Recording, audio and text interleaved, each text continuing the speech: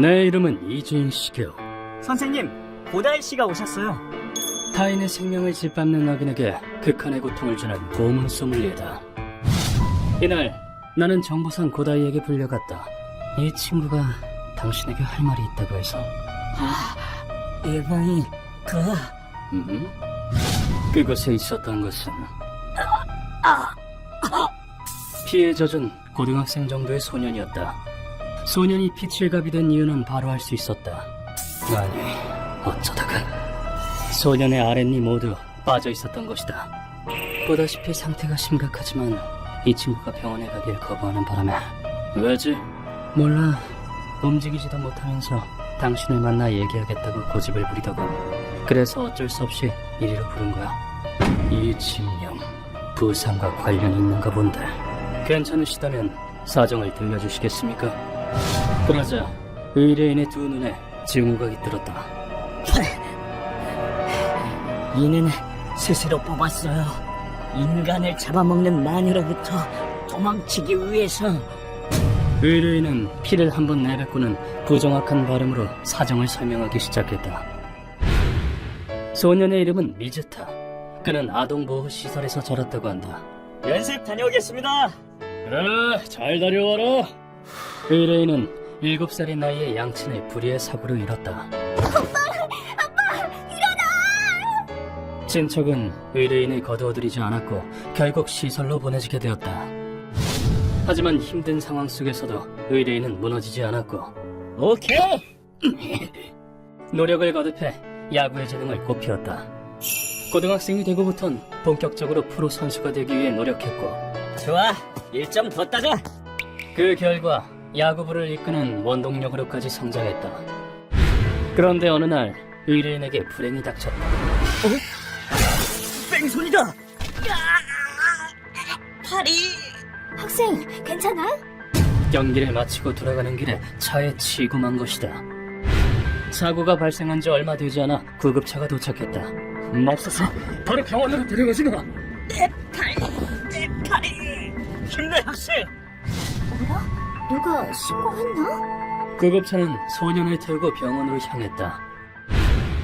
그 후 의뢰인은 교회에 있는 병원에 도착했다.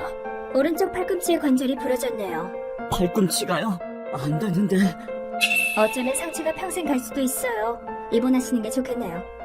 야구 선수를 꿈꾸던 의뢰인은 의사의 말을 순순히 따랐다. 그렇게 병원에 입원했지만 마음에 걸리는 점이 있었다. 환자가 다 노인뿐이네. 다들 기운이 없어 보여. 더더욱 이상했던 것은 안색이 안 좋네. 많이 아픈 거 아니야? 걱정해주는 거니? 고맙구나.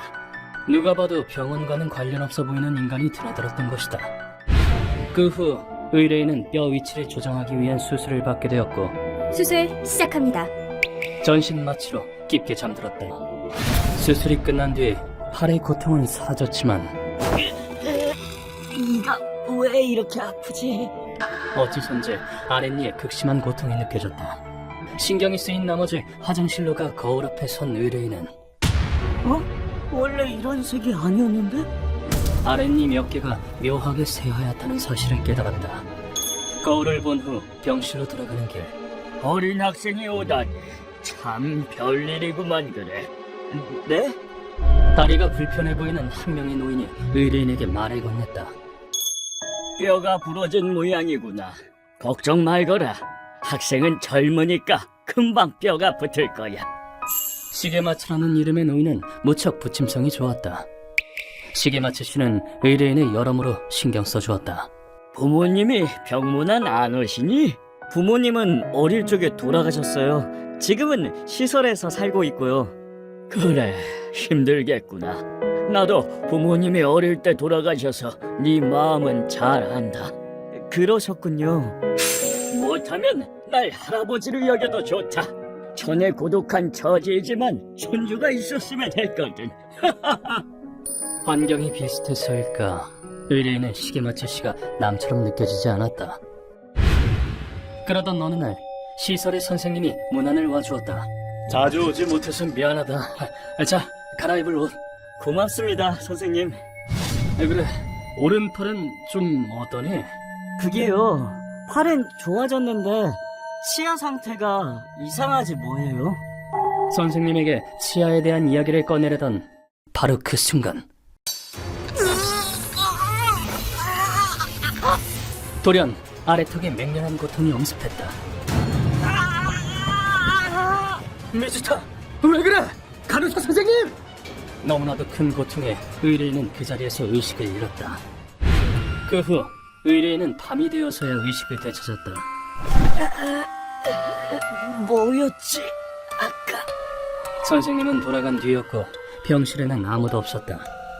그때 시계마츠 씨가 의뢰인의 비상계단으로 불렀다. 그러셨어요? 목소리 낮춰. 이 병원은 곳곳에 도청기가 설치돼 있어. 환자들이 무슨 얘기를 하는지 감시하고 있다고. 시계마츠 씨의 말은 도저히 믿기 힘든 것이었다. 여기라면 바깥에 잡음이 섞여서 작은 목소리라면 놈들도 알아듣기 힘들 거야. 시계마츠 씨는 몇 번의 실험을 통해 그 사실을 알아냈다. 생각지도 못한 사실에 마른 침을 삼키는 의뢰인에게 시계마츠 씨가 말을 이었다. 계속 조사해온 끝에 오늘에서야 알게 되었지. 여기 병원을 가정한 처리장이야. 처리장이라고요? 그게 무슨 소리예요, 할아버지? 소름 끼치는 한마디에 16살 소녀는 진심으로 공포에 떨었다. 시계마츠 씨의 말은 이러했다. 이 병원의 입원 환자는 어디 보자. 이놈은 좀 쓸만한 게 있으려나? 모르는 사이에 장기를 적출당한다고 한다. 그러다 2가 지나쳐 환자가 사망하게 되더라도 자, 사망 진단서 적당히 처리해둬. 병원이 흠막인 탓에 사인은 날조되어 병사로 처리된다. 목적은 물론 돈이다. 놈들은 기다릴 것 없는 고아들만의 타깃을 노렸다. 그 시설의 고아를 노려 차로 치어서 데려와. 알겠습니다. 이와모토 원장은 빚쟁이를 수족으로 부려 의뢰인의 차에 치이게 했다. 괜찮아 학생, 걱정하지 마. 그리고 신고가 들어가기 전에 가짜 구급대를 보내 의뢰인을 확보했던 것이다. 너도 봐서 알겠지만 환자는 온통 노인뿐이야. 너처럼 젊고 부모가 없는 사람은 몇 없으니까. 그 말대로였다. 문병을 온 사람은 의뢰인의 선생뿐이었다. 하지만 충격적인 사실은 그게 다가 아니었다. 치아는 임플란트 치아로 교체된 상태야. 환자의 탈출을 방지하려는 술수지. 네? 놈들은 무단으로 환자의 아랫니를 인공치아로 바꿔 끼웠던 것이다. 새 먹잇감에겐 목줄을 잘 채워둬야지. 뽑아낸 치아 또한 이식용으로 외국에 팔아치운다고 했다. 이 인공치아의 기능은 2가지. 환자가 도망쳤어. 벌을 줘야겠는걸. 가서 회수해와. 알겠습니다. 하나는 환자의 위치를 상시 나타내는 GPS 기능이었다. 특히 골치 아픈 건 2번째 기능이었는데. 찾았다! 치아 신경을 자극해 환자에게 격통을 주는 장치였다. 그때 시계마츠 씨가 심각한 얼굴로 말했다. 너같이 젊은 애가 이런 데 있어서는 안 돼. 이를 뽑고 도망가. 어떡해요? 할아버지도 못하잖아요. 난 다리 때문에 어차피 못 도망가. 그치만 넌 달라. 도망칠 수 있어. 하지만 16살 소년에게는 너무나 가혹한 요구였다. 그로부터 사흘 뒤 병원을 돌아다니던 의뢰인은 할아버지! 충격적인 광경을 목격했다. 늘 하던 대로 처리해. 알겠습니다. 주검이 된 시계마츠 씨의 모습이었다. 장기를 적출당한 게 틀림없어. 시계마츠 씨는 병원에서 의뢰인을 쭉 챙겨주었다. 한창 잘할 시기엔 팍팍 먹어야 돼. 자, 내 것도 주마. 은인의 죽음에 의뢰인은 각오를 다졌다. 도망치자. 살아서 놈들의 악행을 세상에 알리는 거야. 의뢰인은 자신의 아랫니를 벽돌로 쳤다. 몇 번에 걸친 시도 끝에 아랫니를 모두 부러뜨리는 데 성공했다. 그런 다음 창문을 통해 병원을 탈출했다. 어떻게 해서든 도망칠 거야. 할아버지의 원수를 갚겠어. 아랫니가 완전히 부서지고 의식은 멀어져 갔다. 절대 쓰러지면 안 돼. 그럼에도 의뢰인은 신념과 집념으로 시내까지 걸어나왔다. 이끌리듯이 뒷골목에 들어섰을 무렵, 너 상처가 괜찮아? 일단 병원부터 가자. 의뢰인은 고다이를 만났다. 병원은 싫어요. 그보다 놈들에게 복수를, 할아버지의 원수를. 의뢰인은 몽롱해져가는 의식 속에서 고다이에게 사정을 고했다. 모든 이야기를 마친 뒤 의뢰인은 양손을 땅에 붙였다. 이주인 씨, 부디 시계마치 할아버지의 원수를 갚아주세요. 부탁드립니다. 학생, 그때 의뢰인이 악기 같은 얼굴로 외쳤다. 그 여자는 혼자 힘으로 열심히 살아가는 사람을 먹이 취급하고 장기를 빼갔어요. 이딴 돈 때문에 왜 할아버지가, 왜 무고한 사람들이 죽어야만 하는 거냐고요? 눈을 부릅뜨고 피를 토하며 그리 외쳤다. 고작 16살의 소녀는 박살난 아래턱으로 들끓는 증오를 토해냈다. 나는 그를 도저히 외면할 수 없었다. 알겠습니다. 두 분의 한은 제가 책임지고 풀어드리겠습니다. 부탁드립니다. 이 한을 거두지 않고서 어찌 고문 소믈리에라 칭할 자격이 있겠는가. 루카가 의뢰인의 병원으로 데려간 뒤에 고다이가 입을 열었다. 이와모토는 친인척이 없는 사람을 거두어들이고 성인 문제를 추앙받고 있어. 쓰레기가 따로 없군. 그런 가면을 쓰고 있다니. 그런데 워낙 새가슴이라 라이징이란 한구를 경호원으로 두고 있더군. 라이징은 시노노리와 아키모토가 이끄는 무투파 범죄 조직이다. 라이징의 부활이다. 지옥으로 번보야지. 그 보스였던 주가사키가 사망하면서 일시적으로 힘을 잃었다가 다시금 세력을 키워나가고 있다고 들었다. 이와모토는 조직의 재건을 꿈꾸는 놈들을 돈을 미끼로 끌어들였다. 업무는 병원 경호. 보수로 달에 200만 원을 주지. 이야, 통 한 번 크시네. 뭐 좋아, 받아들이지. 대신 앞으로 조심해.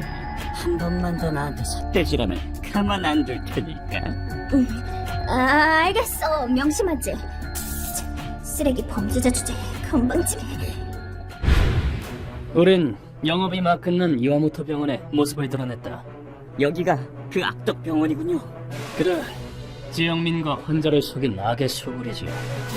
병원에 침입한 우린 원장실로 쳐들어갔다. 악덕 의사 양반, 심판의 때가 왔습니다. 뭐야? 침입자? 그런 우리 앞을 한 남자가 막아섰다. 이모들, 다짜고짜 문을 부수다니 너무 과격한 거 아니야? 너는 난 라이징의 아키모토야. 돈을 받은 이상 저 아줌마를 지켜야 되거든. 어쩐지 패기가 보통 내기는 아니다 싶었다. 그렇다면 너도 저 인간과 똑같은 악동이겠군. 죽기 싫으면 당장 사라져라. 좋은데, 재미있어. 그럼 지옥으로 번보야지.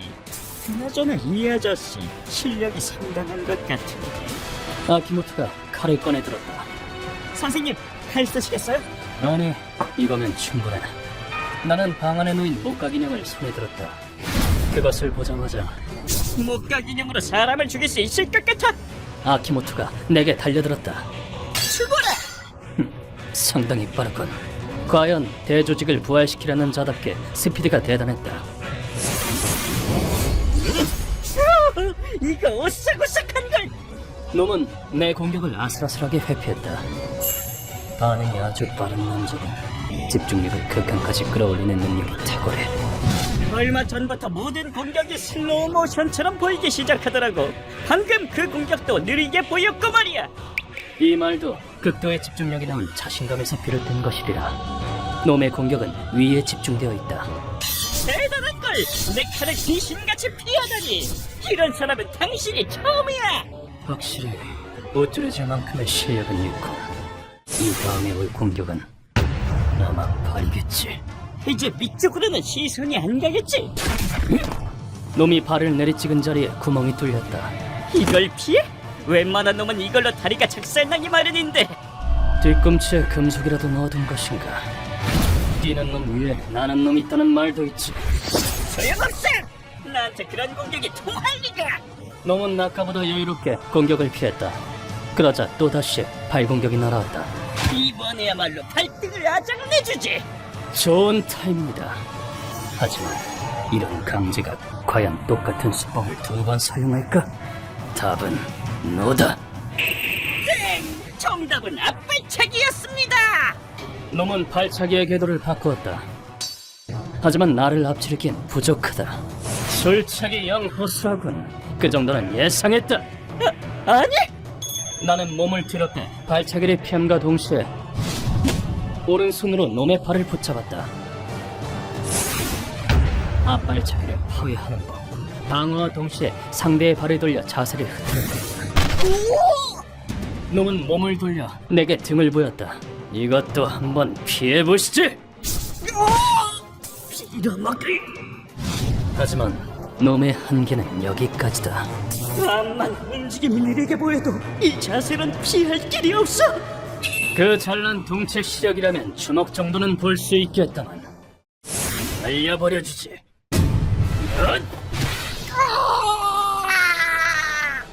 이제껏 잘 싸운 대가로 놈에게 발경을 먹여주었다. 놈은 머리로 창문을 깨고 병원 바깥까지 날아갔다. 하지만 놈의 맷집도 여간했다. 다녀왔습니다. 머리가 깨져버렸네. 하나타는 지옥으로 본부야지 할 뻔했어. 피칠갑이 되고도 바로 원장실로 돌아온 것이다. 야, 경호 보수가 얼마였지? 200만 엔입니다. 겨우? 꼴랑 200만 원으로는 수지가 아니었지. 저런 괴물이 쳐들어올 정도면 너도 어지간히 나쁜 짓을 했나 본데 우린 이쯤에서 손을 떼겠어. 뭐? 멋대로 계약을 파기하겠다는 거야?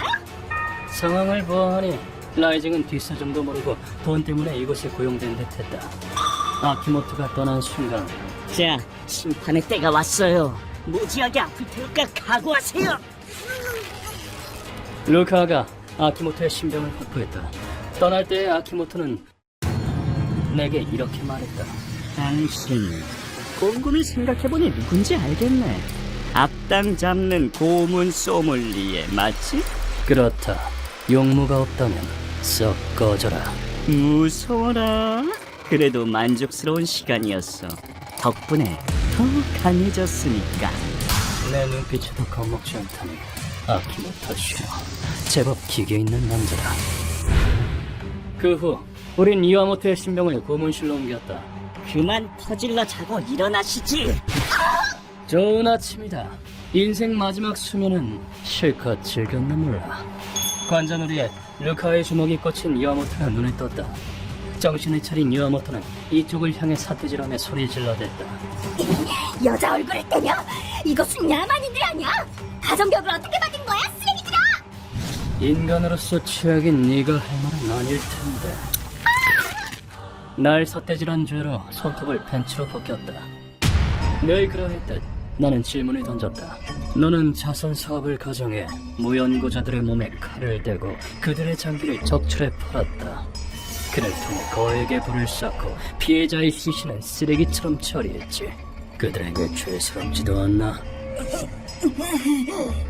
내 질문에 이와모토는 역겹게 그지없는 대답을 내놓았다.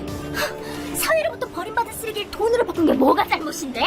생활하는데 돈이 들지. 난 음식물 쓰레기나 다름없는 놈들을 활용해준 것뿐이야. 사람의 생명을 이토록 맞잡아보는 의사가 세상에 존재한다니. 쓰레기가 더럽군. 너 같은 건 어금니를 빼버려야 돼. 응? 이 뽑기는 예로부터 이어져온 대표적인 고문 중 하나다.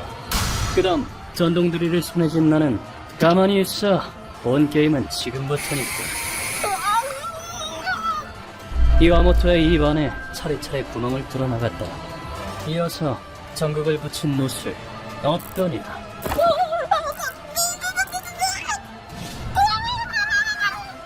어금니가 빠진 자리에 박아넣었다. 그리고 루카가 스위치를 누른 순간 시작합니다. 전류가 흐르며 이와모토가 비명을 질렀다. 치아신경을 자극당하는 건 지옥이나 다름없다. 어때? 치아 신경에 직접 전류가 흐르는 기분이 기절조차 못할 만큼 고통스럽죠. 이런 인간 쓰레기는 고통에 몹시 취약한 것이 특징이다. 살려주세요. 경호해줍니다. 얼마 못 가 이와모토가 목숨을 구걸하기 시작했다. 나라고 마냥 냉혈한은 아니다. 때로는 기회를 주기도 한다. 그럼 스스로 못을 전부 뽑아봐라. 혹시 알아? 전류가 사라지면 살 수 있을지. 나는 팔의 구석을 푼 뒤 펜치를 이와모토에게 건넸다. 이와모토는 곧장 입안으로 펜치를 쑤셔넣고는 죽을 힘을 다해 못을 뽑아나갔다. 하지만 뽑아낸 못은 겨우 3개뿐.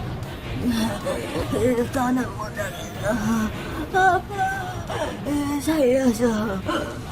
못을 다 뽑지도 못한 채로 또 살려달라 애원하기 시작했다. 하지만 그 요구를 받아들여줄 내가 아니다. 근성이 아주 글러먹었군. 너에게 인공치아를 심긴 소녀는 모든 치아를 스스로 뽑았다. 백기를 드는 건 내가 용납 못한다. 쓰레기는 너다. 아무런 가치도 없지. 이윽고 루카가 극약 불선을 가져왔다. 선생님, 여기 있습니다. 수고했다. 나는 건네받은 불선을 이와모토의 입안에 흘려 넣었다. 자, 소독할 시간이다. 그거 불쌍해져요. 내 집이라고. 이자는 균보다 못한 존재이니 마땅히 소독해야 하지 않겠는가. 고통에 몸부림치던 이와모토는 입에서 하얀 연기와 벌건색 침을 뿜으며 사망했다. 상당히 호쾌한 방식으로 죽었네요. 지옥보다 더한 고통이란 이런 걸 두고 하는 말이군요. 한 통을 다 쏟아부었는데 양이 너무 많았나? 죽는 모습이 추악하기 그지없었지만 이 같은 마녀에겐 어울리는 죽음이다. 이리하여 이번 의뢰는 마무리되었다. 잘하고 있어. 많이 좋아졌구나. 그럼 빨리 야구장으로 돌아가야죠. 의뢰인은 아래턱을 수술하고 치아를 이식했다. 지금은 야구를 다시 시작하기 위해 재활치료에 힘쓰고 있다. 앞으로 수많은 고난이 소년을 가로막겠지만 할아버지, 전 살아갈 거예요. 시게마츠 씨의 말이 가슴에 남아있는 한 소년은 쓰러지지 않으리라. 휴먼버그 대학교에서는 어둠의 세계를 주제로 여러 가지 이야기를 소개하고 있습니다. 다른 영상도 꼭 한번 보시길.